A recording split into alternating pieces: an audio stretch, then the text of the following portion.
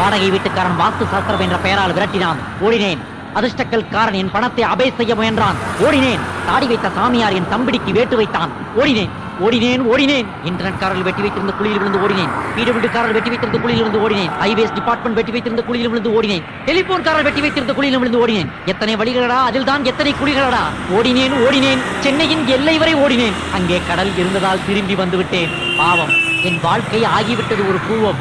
என் ஓட்டத்தை நிறுத்தி இருக்க வேண்டும், பாட்டத்தை போக்கி இருக்க வேண்டும், என் வாழ்க்கை பாட்டத்தை மாற்றி இருக்க வேண்டும் இந்த சட்டத்தை நீட்டுவோர். என்னப்பா இது?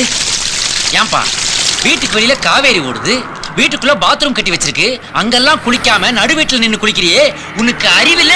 இது குளியல் இல்லடா, இன்னையோட உன்னை தலை முழுகிற. தலை முழுகிறியா? ஏன்? எலிமெண்டரி ஸ்கூல்ல சேர்த்தேன்.